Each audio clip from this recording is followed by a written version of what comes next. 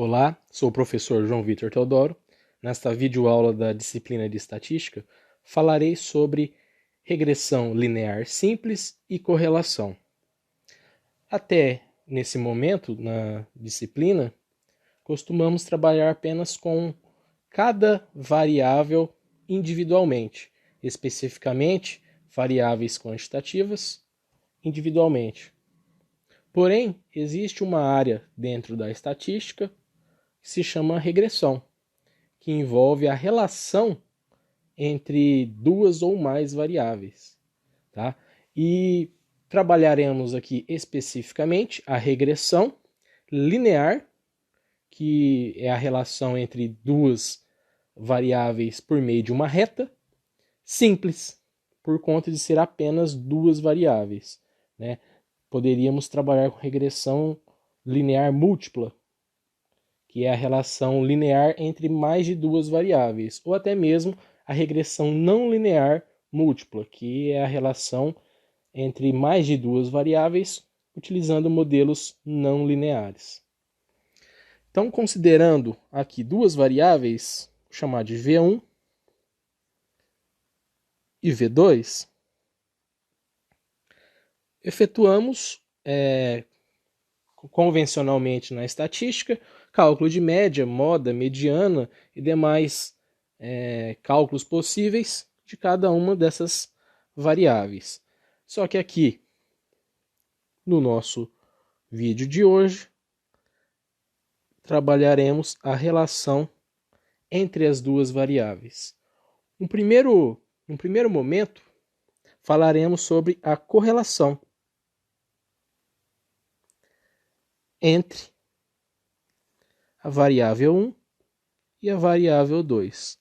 A correlação, caso as variáveis sejam provenientes de uma população, sejam basicamente todos os dados da população em questão, essa correlação então será denotada por ρ. Caso essas variáveis contenham valores provenientes de amostra, essa correlação será denotada por R. Normalmente, essa correlação trabalha envolvendo variáveis provenientes de amostra. Então, vamos chamar a partir de agora somente de R. Essa correlação, ou especificamente esse valor que trabalharemos, que chamaremos de coeficiente de correlação, varia de -1 a 1.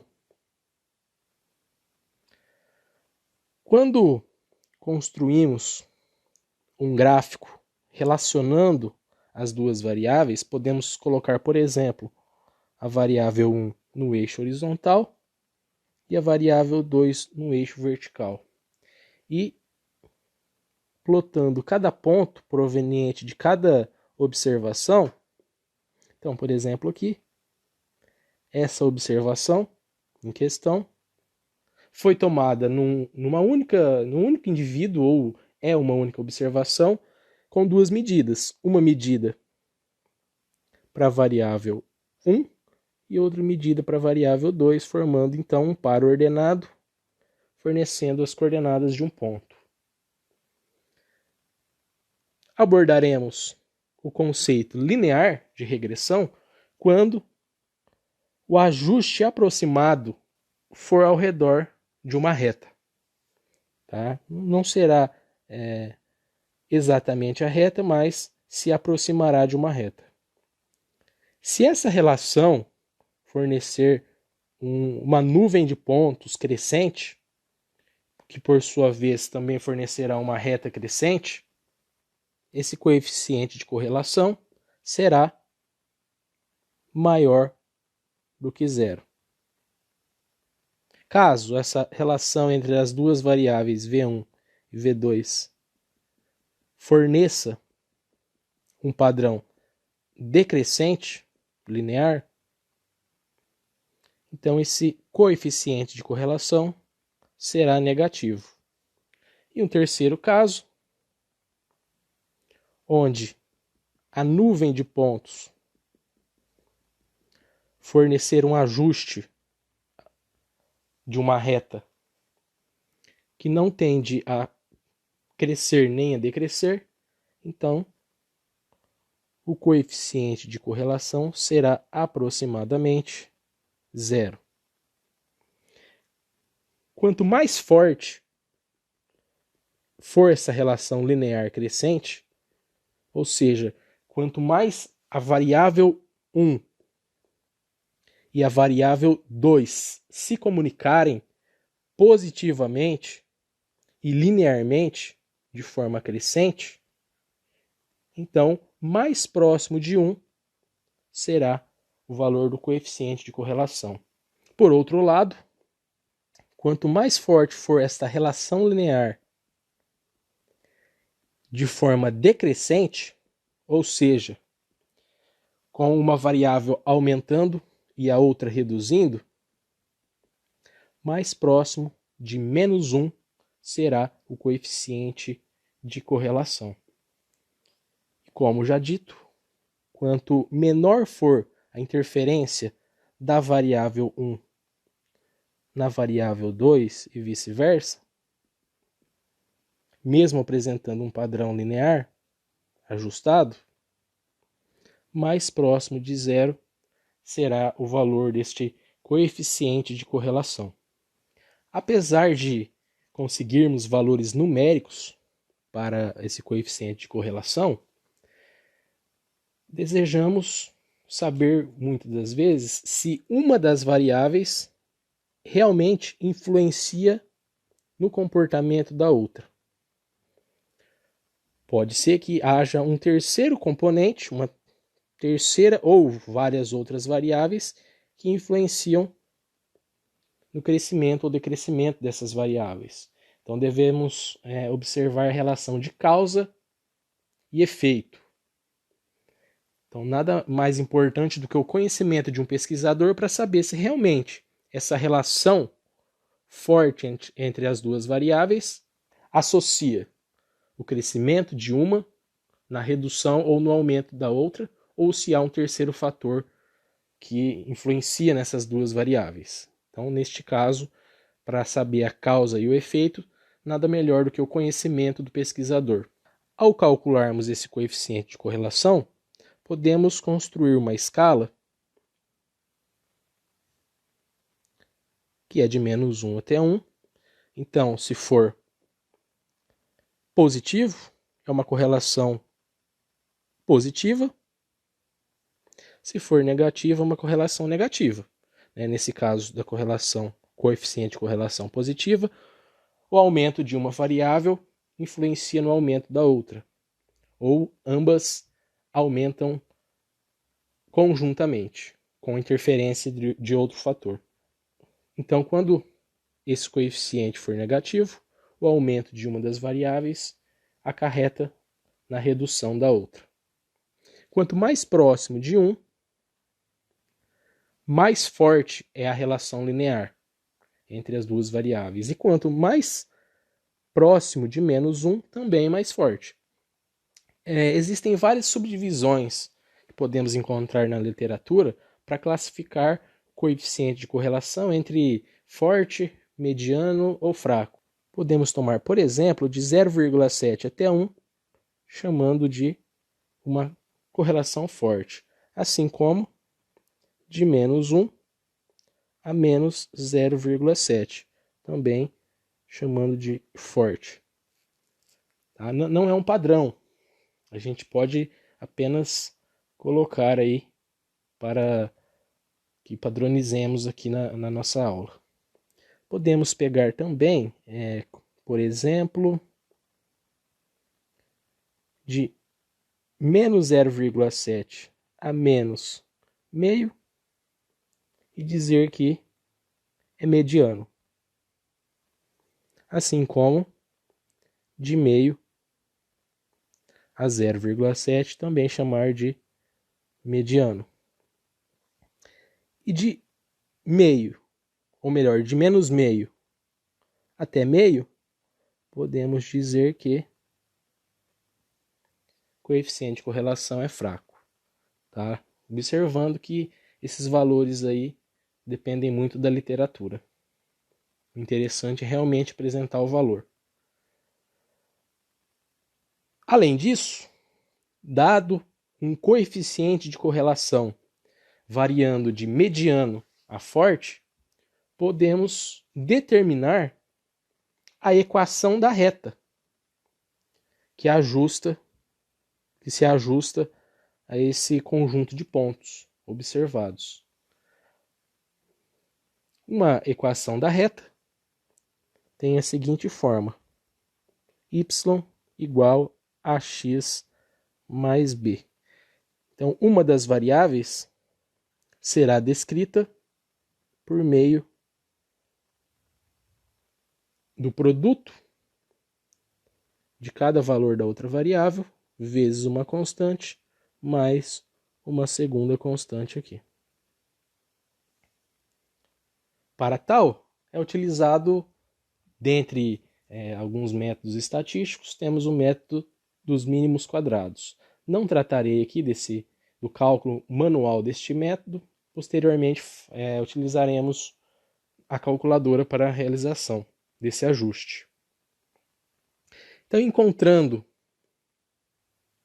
essa equação da reta, podemos efetuar estimativas de uma variável, dado um possível valor para outra, e vice-versa. Uma observação muito importante é que, ao efetuarmos a plotagem desses pontos e ao ajustarmos essa reta, devemos respeitar o intervalo dos dados observados. Então, aqui, para a variável V1, esse foi o menor valor observado. E esse, o maior valor observado. Chamaremos aqui de A e B. Já para a variável V2, este foi o menor valor observado, que chamarei de C, e esse o maior valor observado, que chamarei de D.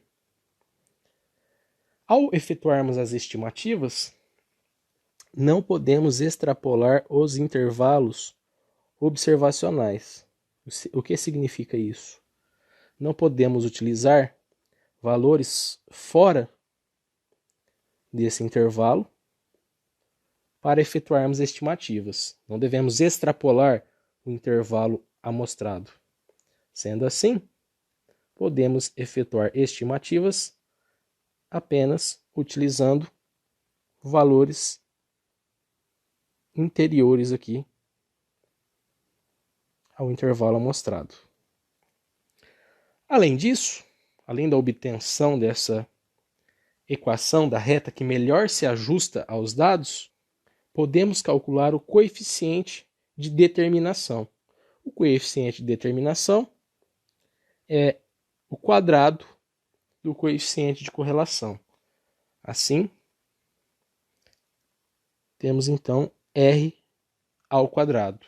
Se o R varia de menos 1 a 1, o número R ao quadrado varia de 0 a 1. E o significado desse R ao quadrado, ou ρ ao quadrado, caso estejamos trabalhando com dados populacionais, é a proporção de representatividade que a equação da reta estimada tem sobre os dados. Então, por exemplo, se o nosso R ao quadrado for de 90%, quer dizer que a nossa equação da reta explica ou representa 90% da variabilidade dos nossos dados. Então, é um valor bom.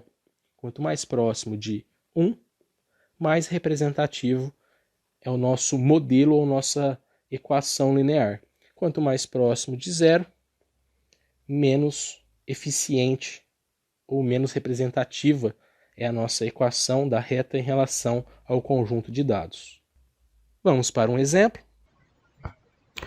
O exemplo diz que temos um ultracongelador utilizado em laboratórios e ele foi testado avaliando tempo após ser ligado na tomada e relacionando esse tempo com a temperatura. Aqui é importante observar que inserimos x na variável tempo e y na variável temperatura. Queremos, portanto, descrever ou representar cada temperatura em função do tempo. Então, ao equacionarmos essas duas variáveis, ao relacionarmos essas duas variáveis, queremos, de uma forma mais direta, descrever temperatura em função do tempo. Então, colocamos y para temperatura e x para tempo. Então, temos aqui uma primeira observação. Para 10 minutos após ligarmos este equipamento, a temperatura observada é de 15 graus Celsius. Após 20 minutos, é 12 graus. Após 40 minutos, 2 graus. Após 60 minutos, menos 14 graus. Após 70 minutos, menos 21. E após 90 minutos, menos 33 graus. Então já é perceptível que, ao longo do tempo, a temperatura tende a ser reduzida, né? Então, provavelmente, deve ter uma relação inversamente proporcional entre essas duas variáveis. Para utilizarmos a calculadora no modo de regressão, antes de efetuar qualquer tipo de cálculo na calculadora, eu sempre indico que apaguemos a memória da máquina. Então, clicamos aqui em Shift, CLR 3 igual. Então ela está zerada, assim como veio de fábrica. O primeiro passo é clicarmos aqui na tecla Modo e selecionar a opção número 3, Reg de regressão. E a calculadora vai nos questionar qual tipo de regressão desejamos realizar. Vamos selecionar agora a opção número 1, de regressão linear. Selecionado o modo regressão, vai aparecer Reg na parte superior da calculadora. Devemos agora inserir os dados. Incluiremos cada par ordenado observado. Então, o primeiro par ordenado, na ordem x e y, é 10 e 15. Então, lembrando, devemos inserir cada par ordenado na ordem x e y. Então, primeiro, a gente entra com cada tempo e sua temperatura correspondente. Então, vamos inserir este 10. Clicaremos na vírgula, aqui na calculadora, e vamos colocar o y correspondente, a temperatura correspondente àquele tempo de 10 minutos, 15. Após colocar na tela da calculadora este par ordenado, devemos clicar na tecla M+, para inserir na memória da calculadora. Pronto, esse par ordenado já está na memória. O próximo par ordenado é 20,12. M+, próximo par ordenado, 40,2. M+, o próximo par ordenado é 60, menos 14. M+. O próximo par ordenado é 70, menos 21. M+. E por último, 90,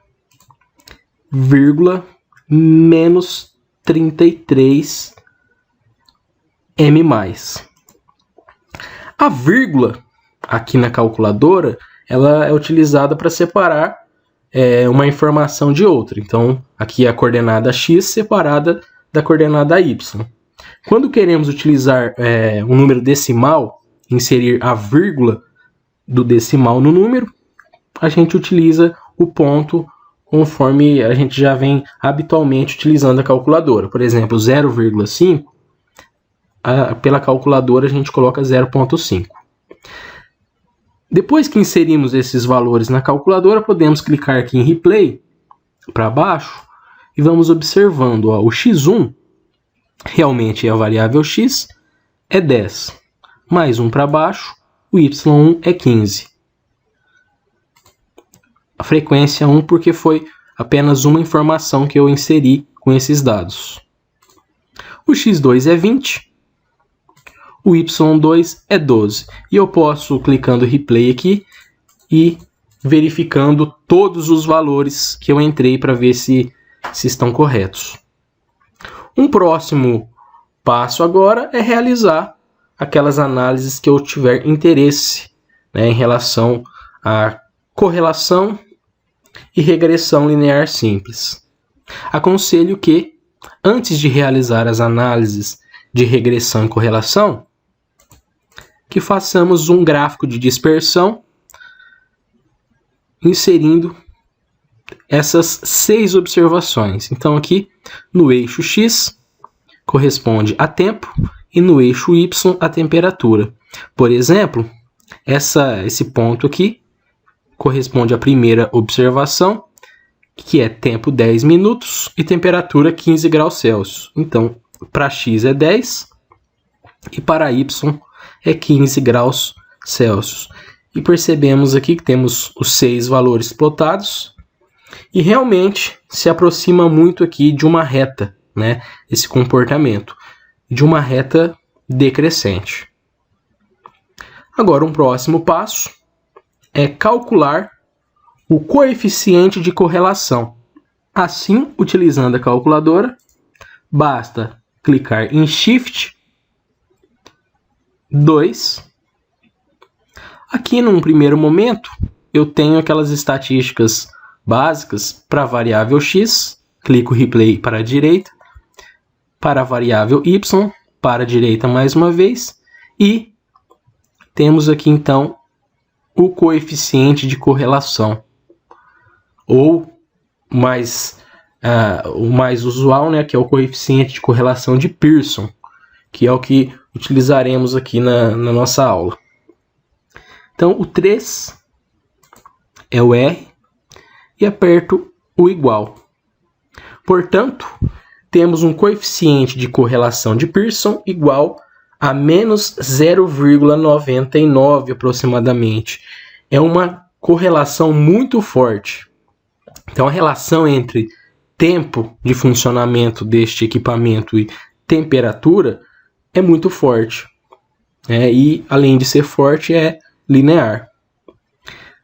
E também é uma relação negativa. Esse negativo aqui quer dizer que o aumento de uma das variáveis é diretamente ligada à redução de outra variável. E como é muito próximo de 1, essa relação de aumento de uma em função da redução da outra é bem forte. Sendo assim, podemos colocar aqui o valor do nosso coeficiente de correlação. Posteriormente, calcularemos o coeficiente de determinação, que é o R ao quadrado, para verificar se uma reta ajustada a esses pontos, se ela é bem representativa. Então, basta pegarmos já esse valor que está na tela e calcularmos o seu quadrado, igual 0,98988, muito próximo de 1. Então, aproximadamente 99% da variabilidade dos pontos é representada pela reta ajustada. Tá? E essa reta ajustada faremos agora. Mas antes, colocaremos aqui o R ao quadrado. Tá? Caso esse R ao quadrado fosse um número próximo de zero, nem seria interessante continuarmos com a análise, pois a reta ajustada não seria uma boa representação do comportamento ou da relação entre essas duas variáveis. Para que encontremos a reta que melhor se ajusta a esses pontos, basta que cliquemos em Shift 2, direita. Aqui temos o A e o B. O A, então clicamos em 1, igual é 23,68 aproximadamente. É a constante somada.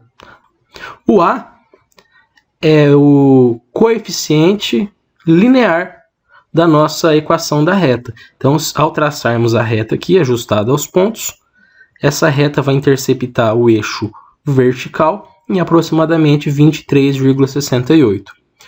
O que falta agora para a equação da reta é o coeficiente angular, aquele coeficiente que se multiplica ao x, que é a variável tempo. Para isso, clicamos em Shift, 2, direita, direita, o número 2 corresponde ao B, igual a menos 0,62 aproximadamente. Como o coeficiente angular é negativo, isso quer dizer que a reta decresce. E a equação final ficando como y igual ao fator verificado B vezes x mais a constante A, ficando a estimativa da temperatura igual menos 0,62 vezes o tempo mais 23,68. É interessante também que façamos, caso tenhamos um software, o gráfico da reta ajustado a esses pontos. Então, olha aqui. A reta realmente representa muito bem aqui o comportamento entre tempo de funcionamento e temperatura. Agora devemos fazer estimativas, né? Esse modelo, essa equação serve para que façamos estimativas, dado um tempo, que obtenhamos uma temperatura estimada, ou o contrário, dado uma temperatura, que estimemos um tempo.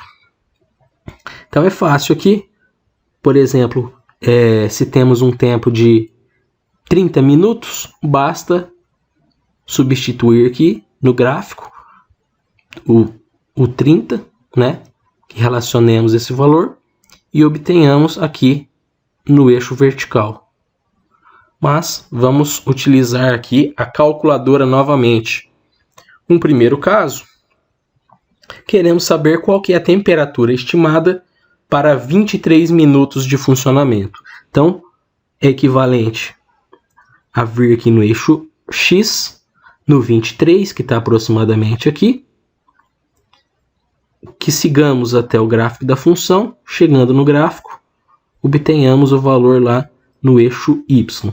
Então, na calculadora, basta que coloquemos 23, cliquemos em Shift, 2, direita 1, 2, 3 vezes. Aqui colocamos o tempo. Queremos estimar a temperatura. A temperatura é o Y. Então, queremos estimar o Y aqui, ó, número 2. Então, aqui na tela, dado um tempo de 23 minutos, queremos estimar o Y, que é a temperatura, igual 9,32 aproximadamente. Então, aqui, para 23 minutos, jogando no gráfico, onde chega aqui na distância para 23, olhando no gráfico, é aproximadamente 9,32 realmente. Agora vamos fazer a operação inversa.